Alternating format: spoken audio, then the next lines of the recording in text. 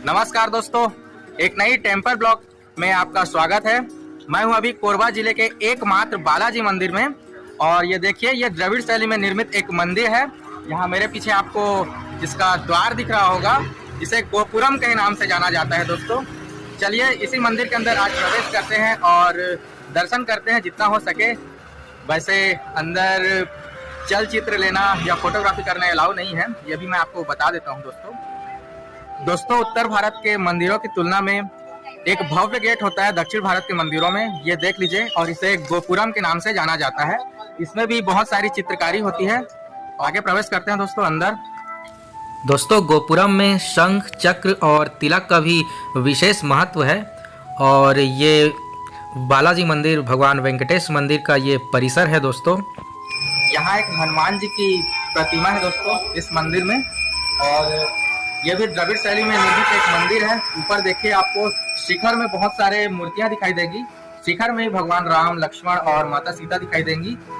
इस मंदिर के गर्भगृह में दोस्तों भगवान हनुमान जी की काले ग्रेनाइट पत्थर से निर्मित एक बहुत ही सुंदर प्रतिमा है। आगे आपको ये ध्वज खम्भ दिखेगा दोस्तों, जो कि आपको उत्तर भारत के मंदिरों में नहीं मिलता है। द्रविड़ शैली में निर्मित मंदिरों में यह ध्वज खम्भ बहुत ही विशेष महत्व रखता है। इसके बिना मंदिर अधूरा होता है दोस्तों। और इस ध्वज खम्भ को हम दीप खम्भ के नाम से भी जानते हैं। यहाँ देखिए, ध्वज खम्भ के चारों ओर हमें भगवान विष्णु, उनका चक्र, उनका शंख और उनका वाहन गरुड़ जी की प्रतिमा यहाँ पर दिखाई देती है दोस्तों। और इस ध्वज खम्भ के नीचे भी हमें एक गरुड़ जी की प्रतिमा दिखाई देती है, जो कि काले ग्रेनाइट पत्थर से निर्मित है। और सामने मंदिर के मंडप का द्वार है दोस्तों, यहाँ से अंदर प्रवेश करना होता है। मंडप के आगे अंतराल है और अंतराल के आगे गर्भगृह में भगवान बालाजी, भगवान वेंकटेश विराजमान हैं। अपनी दोनों पत्नियों माता अलवेल मंगा और माता पद्मावती के साथ विराजित हैं दोस्तों। इसके अतिरिक्त शेषावतार भगवान गोविंद राज स्वामी और लक्ष्मी स्वरूपा माता अलवेल मंगा की भी दो प्रतिष्ठित मूर्तियां हैं। शिखर के नीचे के भाग को विमान कहते हैं दोस्तों, और इसी विमान पर यहाँ पर आपको भगवान कार्तिकेय की प्रतिमा दिखाई देती है। दक्षिण भारत में भगवान कार्तिकेय का भी विशेष पूजन किया जाता है दोस्तों। उन्हें मुरुगन, स्कंद और भगवान सुब्रमण्यम के नाम से भी पूजा जाता है दोस्तों। यहाँ के पुजारी मेरे साथ है और इस मंदिर के बारे में आपको यहाँ जानकारी देने वाले हैं। प्रणाम महाराज। हमें बालाजी मंदिर के बारे में जानकारी दीजिए। इस कोरबा जिले में एकमात्र बालाजी मंदिर है, उनके बारे में जानकारी दीजिए और साथ में हमें बालाजी की कहानी के बारे में भी बताइएगा। ये असल में भगवान बालाजी का मंदिर ये 1985 में इसको शुरुआत किया गया था यहाँ कोरबा में। उस समय जितना समिति वाले थे सभी, कुछ लोग नहीं रहे, कुछ लोग आज भी हैं और सब अपने समर्पित होकर यहाँ पर सेवा कर रहे हैं। और आप तो देख रहे हैं भव्यता का मंदिर का, 40 साल बाद भी वही भव्यता है, 40 साल के आसपास हो रहा है। और एक बात तो है विशेषता, कोरबा जिला भर में ऐसा बालाजी भगवान का मंदिर शायद मेरे ख्याल से नहीं हो पाएगा। नहीं है, एकमात्र मंदिर ही है यहाँ कोरबा जिले में। कोरबा जिला में एकमात्र मंदिर है जो कि द्रविड़ शैली में निर्मित है। बिल्कुल, और कुछ द्रविड़ शैली भी है और कुछ क्या है भी, हम लोगों के साथ में द्रविड़ वाले मतलब साउथ के और नॉर्थ के दोनों लोग मिले हुए हैं। इस कारण क्या है, कुछ द्रविड़ शैली भी दिखेगी, कुछ नॉर्थ की शैली भी दिखती है इसमें, और सब मिक्स होकर बना हुआ है अच्छा से। और पहले शुरू में लोग इसको साउथ इंडियन लोगों का मंदिर है, तेलुगु लोगों का मंदिर है ऐसा कहते थे। और धीरे धीरे हर व्यक्ति जुड़ने लगे और भगवान जी का अच्छा सेवा करने लगे और जो उनका मानते हैं वो पूरी होने लगी, फिर श्रद्धा बढ़ने लगी, उसके साथ साथ भगवान से जुड़ने लगे। ये जो ध्वज दिख रहा है महाराज, उसके बारे में हमें बताइए। ये हमें उत्तर भारत के मंदिरों में तो दिखाई देता नहीं है, पर दक्षिण भारत के मंदिरों में ये ध्वज दिखाई देता है, हमें ध्वज स्तंभ दिखाई देता है। ये असल में ध्वज जो कहते हैं, जैसे हम लोग झंडा फहराते हैं हर जगह, तो उस ध्वज का ही ये आकृति है। पर लेकिन आप देखेंगे इसकी ऊंचाई जो है मंदिर की कलश की ऊंचाई और उसकी ऊंचाई बराबर है। तो इसका मतलब ये है कि एक हम लोग आजकल शास्त्र को मानना नहीं चाहते हैं, हम लोग साइंस को मानना चाहते हैं। तो एक मैं अच्छी बात बताना चाहता हूँ आपको, ये पॉजिटिव वाइब्स, आपको जैसे पॉजिटिव वेव्स जो है यहाँ मंदिर में आने के बाद में आता है, तो उसका भी एक विशेषता है। कैसे बता रहा हूँ, जैसे नीचे में भगवान जी की मूर्ति बिठाई जाती है, उसके नीचे में हम लोग तांबे का एक ठो यंत्र डाला जाता है, पारस डाला जाता है और पंचधातु डाला जाता है। और तांबे का तार को लेके आके ये नीचे में गरुड़ जी का जो पीठम है उसमें कनेक्ट किया जाता है। वो ध्वज है उसके नीचे में वो एक तरफ से बताया जाए तो मतलब एक शक्ति उत्पन्न होता है। मूर्ति से जो शक्ति उत्पन्न होता है वो मूर्ति से ब्रह्मरंध्र के ऊपर, ये ब्रह्मरंध्र के ऊपर में जाके वो कलश तक पहुंचता है।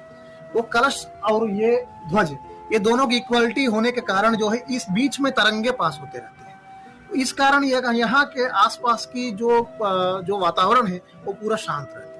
तो ये एक साइंस से जुड़ा हुआ है पूरा, मतलब जो मंदिर निर्माण है इसको आगम शास्त्र आगम वास्तु शास्त्र के अनुसार बनाया गया है। महाराज बताइए, शिखर में इतनी सारी मूर्तियां क्यों होती है दक्षिण भारत के मंदिरों में?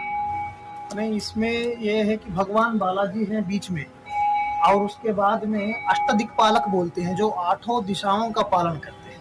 जैसे पूर्व में इंद्र और आपको आग्नेय में अग्निदेव और दक्षिण में यमराज और नैऋति में निरुति देव और पश्चिम में वरुण देव, वैसे वायु दिग्भाग में वायुदेव और वैसे कुबेर स्थान में मतलब उत्तर दिग्भाग में कुबेर जी और ईशान्य दिग्भाग में ईश्वर जी। ऐसे प्रकार के आप देखेंगे तो 8 दिशाओं में 8 मूर्ति दिखेंगे आप, और ये 8 दिशाओं को पालन करने वाले भगवान बालाजी के चरण में बसे हुए हैं। ऐसा एक सिंबॉलिक के रूप में बनाया गया है। ये आपका इंद्र जी हैं जो ऐरावत में बैठे हुए हैं। मेषारूढ़म जटाबद्धम गौरवर्णम महोजसम, कोई है मेष के ऊपर में बैठे हुए। मेष मैंने बकरे के ऊपर बैठा हुआ वो भगवान है, अग्निदेव है। ये ऊपर में जो प्रतिमा दिख रही है, शीश की प्रतिमा, वो मूंछ वाले, वो किनकी प्रतिमा है बता दीजिए। ये इनको कीर्ति मुखम बोला जाता है। तो नजर दृष्टि से वो बचने के लिए लगाया जाता है, इसलिए उनका नाम कीर्ति मुखम। बस मुख ही रहता है उसका, बाकी शरीर नहीं रहता है।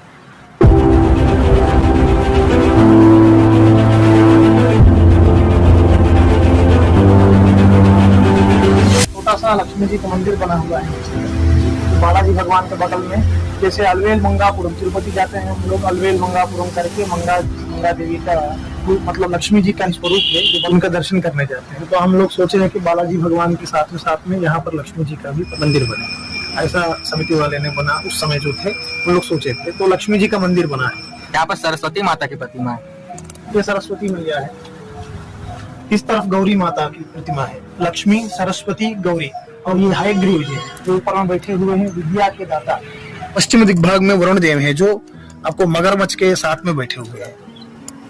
ये वरुण देव हैं? हाँ, वो वरुण देव है जो मगरमच्छ के साथ में बैठे। ये वायु देव है जो हिरण के ऊपर में बैठे हुए हैं। पंडित जी, बालाजी कैसे अवतरित हुए थे इस सृष्टि में, मतलब इस धरती पे कैसे अवतरित हुए थे, उनकी कहानी हमें थोड़ा शॉर्ट में समझाइए। और माता लक्ष्मी और भगवान शेषनाग किस रूप में अवतरित हुए थे, ये सब पूरा बताइए हमें डिटेल में। ठीक है, अभी क्या है, हम लोग सब जानते हैं कि भृगु ऋषि गए थे, वहां पर उनको अपमान हुआ था, तो विष्णु जी का हृदय में चरण से लात मारे, और उस कारण जो है लक्ष्मी जहाँ वास नाराज होकर वो धरती पे आ गई। और धरती पे आने के बाद में विष्णु जी वैकुंठ में रह नहीं पाए, इस कारण फिर उनको ढूंढते ढूंढते धरती पे आए। ये सब जानते हैं कथा। ध्यान से सोचेंगे ना तो रामायण में जो कथा हुई है उससे मिला जुड़ा हुआ आपको एक अच्छा आधार मिलेगा। सीता मैया का जब अपहरण होता है तब सीता मैया का अपहरण नहीं होता है, सब जानते हैं, ये भी सूक्ष्म चीज है। लेकिन सीता मैया के रूप में कोई ना कोई तो गया होगा, वो परिछाई जो छाया माया रूप में गया होगा, तो उसका नाम है असल में वेदवती, जो सीता मैया के रूप में गई वहां पर। अग्निदेव का पुत्री का नाम वेदवती। लंका में रावण के पास में कई साल रही, उसके बाद में फिर राम ने युद्ध जीतकर फिर वापस ले गए सीता मैया के लिए गया, तब लोग अग्नि परीक्षा देने बोले। अग्नि परीक्षा जब दिए, राम जी ये सब जानते थे कि ये सीता मैया नहीं है, ये जो है वेदवती है, अग्नि की पुत्री है, सब जानते हुए उनको अग्नि परीक्षा लेने के लिए तैयार कर देते हैं। फिर जैसे ही अग्नि परीक्षा होती है, अग्नि में वेदवती प्रवेश करते, फिर अंदर से सीता मैया निकल के बाहर आती है। फिर सीता मैया बाहर आने के बाद में राम जी से एक वरदान मांगती है, हे राम जी, इस बार ये वेदवती ने हमारे लिए इतना योगदान दी और हमारे लिए अपना जीवन को त्याग करने के लिए भी वो आ गई, हे नाथा, आप इस वेदवती से भी पानी ग्रहण कीजिए। क्योंकि ये मेरा ही रूप में है और मेरा ही प्रतिछाया के रूप में इतना सारे दुख भोगी है, अब सुख भी मिलना आवश्यक है। इसके लिए राम जी कहते हैं नहीं, ये इस युग में मैं राम के अवतार में एक पत्नी व्रत के नाम से मैं यहाँ पर हूँ। इस कारण जो है इस नाम को कलंक ना करने के लिए मैं एक पत्नी व्रत ही रहूंगा। तो मैं इस वरदान को पूरा करने के लिए कलयुग में बालाजी भगवान के, विष्णु जैसे वेंकटेश्वर बोलते हैं, वेंकटेश्वर भगवान के रूप में मैं जन्म लूंगा और उससे मैं पानी ग्रहण करूंगा। अलवेल मंगा मैंने लक्ष्मी जी, जो साक्षात लक्ष्मी जी हैं वो अलवेल मंगा है, और वेदवती के रूप में जो आई है वो पद्मावती जी है, और पद्मावती जी से विवाह करते हैं। ये गोविंद राजस्वामी कौन है ये आप सभी जानने के ये है, जैसे राम जी के साथ में लक्ष्मण जी है और कृष्ण जी के साथ में बलदेव जी है, बलराम जी है, उसी प्रकार इस कलयुग में भी भगवान बालाजी के साथ में, वेंकटेश्वर भगवान के साथ में इनको गोविंद राजस्वामी के रूप में आए हुए हैं। और वो उनका विवाह करने के लिए, जैसे पद्मावती से विवाह करना है तो आज कलयुग तो जानते हैं आप, ऐसे तो ऐसे छोटा मोटा से विवाह तो होता नहीं, तो वो राजा की पुत्री को विवाह करना है तो क्या करे भाई, राजा की पुत्री का बराबर संपत्ति होगा तब तो राजा की पुत्री को देंगे आपको। तो फिर राजा पुत्री का बराबर धन लेने के लिए एक कुबेर जी से उधार मांग के लेके आते हैं गोविंद राजस्वामी। मैं आपको कलयुग भर आपको सिर्फ ब्याज बटाऊंगा, इसमें आपको वादा करता हूँ, आपके पास जो धन है वो धन मेरे को उधार में दीजिए। शंख निधि, पद्म निधि, ऐसे करके कई सारी प्रकार की निधियां रहती है, वो सब निधि को इनको दे दिया जाता है। और देने के बाद में और उसको लेके आते हैं, धनागार में भरते हैं और राजा से बड़ा संपन्न होते हैं। संपन्न होने के बाद में उस पुत्री से शादी करने के बाद में अभी जो भी हम लोग सोचते हैं ना, इंडिया में एक वर्ल्ड रिचेस्ट, मतलब हम लोग ऐसा मानते हैं world richest temple in India इस लॉर्ड वेंकटेश्वर तिरुपति, हम सब जानते हैं इस चीज को। तो क्यों ऐसा, वहीं पर ऐसे इतना धन क्यों आता है? क्योंकि इनको वहां पर जो है मूल चुकाना है, ब्याज चुकाना है और कुबेर जी को चुकाना है। कुबेर जी का मतलब हम लोग सभी हैं, ये हम लोगों को उद्धार कल्याण में इस्तेमाल होता है ये सब पैसा। अब तिरुपति चले जाइए, तिरुमला चले जाइए, वहां का हर इंच इतना साफ सुथरा दिखेगी और हर जगह आपको ना भूखे रहने की आवश्यकता है, वहां ना खड़े होने की आवश्यकता है, ना आपको कहीं इंतजार करने की आवश्यकता है, ना दलाल की दिक्कत है। आपका ही हर एक रुपया आपके लिए खर्चा होता है। आप देखेंगे वहां जाके लाइन में भी खड़ा रहते हैं तो आपको दूध, नाश्ता वगैरह सब मिलता है। आप गए हैं तिरुपति? नहीं जा सका हूँ लेकिन जरूर जाऊंगा। हाँ, इस बार आपको जो बता रहा हूँ, एक मेरे से ना एक मैप और एक वो लेके चले जाइएगा, बड़ा आनंद होते हुए आपको वहां जाने के बाद 1 रुपया खर्चा करने की आवश्यकता नहीं पड़ेगी। हर व्यक्ति को मैं एक दिन ऐसा फिर समय आएगा, इनके साथ में फिर एक अच्छा वीडियो बनाएंगे, जो तिरुपति आप यहाँ से उतरने के बाद में दर्शन करके फिर वापस घर लौटते तक का एक अच्छा मैप बना के दूंगा, जिसमें 1 रुपया खर्चा की आवश्यकता है। जो चढ़ाना है आप चढ़ा सकते हो, बस बाकी 1 रुपया कहीं भी खर्चा करने की आपको आवश्यकता नहीं पड़ेगी। तो ये चीज जो है ना, जैसे हम लोग चढ़ाते हैं इतना, उस दिन रात्रि में पूरा गिनती होता है। गिनती होने के बाद में गोविंद राजस्वामी के पास जाके वो पूरा हिसाब सुनाया जाता है। जो गोविंद राजस्वामी थक जाते हैं, वो गिनते गिनते थक जाते हैं, इसलिए लेटे रहते हैं। लेटे हुए मुद्रा में दिखेंगे, निद्रा की मुद्रा में, वो उनके पास जाके हिसाब बताते हैं, आज के दिन का इतना आया हुआ है और आज के दिन कितना आने के बाद में यहाँ रखा हुआ है, ऐसे करके उनको बताया जाता है, फिर पटबंद किया जाता है। एक विधान है उसका। बहुत बहुत धन्यवाद महाराज आपको, और आपने बहुत अच्छी जानकारियाँ दी हैं हमें इस बालाजी मंदिर के बारे में, भगवान बालाजी के बारे में।